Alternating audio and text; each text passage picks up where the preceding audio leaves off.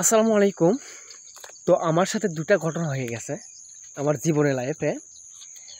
নামাজ পড়ার উদ্দেশ্যে, মানে নামাজ পড়ার পর থেকে আমার সাথে দুটা জিনিস হয়ে গেছে। সেটা হইতেছে, এক, আমার প্রথম ফজরের নামাজ আমার গাঁও এখন সেরে উঠছে। দেখেন কতখানি কাজটা হয়েছে আমার সাথে, মানে ভালো কাজ, খারাপ না। তো ফজর নামাজের আগ দিয়ে আমি স্বপ্নে দেখতেছি আমাকে কে জানিয়ে এসে বলতেছে যে আলামিন, তোমার নামাজটা হচ্ছে না, নামাজটা ঠিক করো। একে একে 2 দিন আমার বলছে, 2 দিন।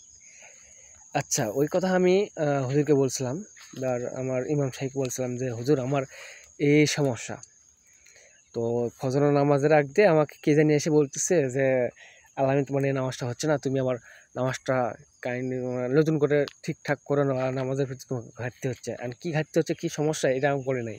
2, সেটা হইতেছে আমি দুপুরে জোহরের নামার আগ দিয়ে, জোহরের নামাজের আগ দিয়ে, গোসলের আগ দিয়ে আমি শুয়ে আছি। বাট নামাজ পড়ে আসছি না, নামাজের আগ দিয়ে আমার সঠিক মনে হচ্ছে না, আজ থেকে প্রায় 1 মাস আগে হবে।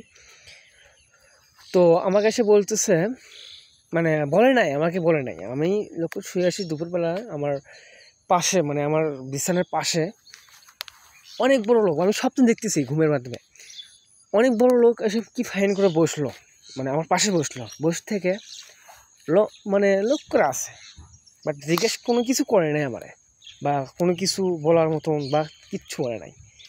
লোক করে বসে আছে। আমার কাছে একটা অনুভব হলো যে আমার কাছে কে জানি একটা বসে আছে, বড় মানুষ, লোক করে।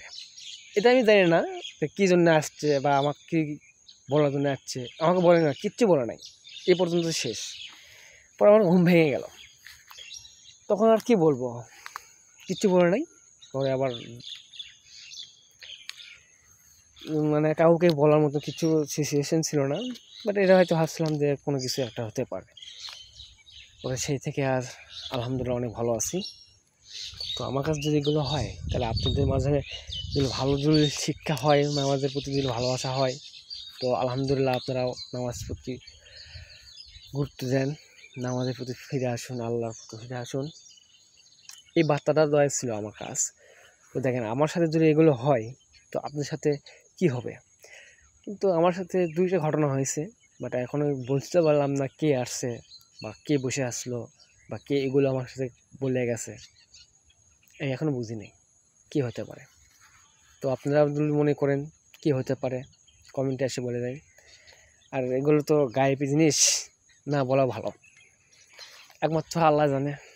তো ভালো থাকবেন, সুস্থ থাকবেন। আসসালামু আলাইকুম।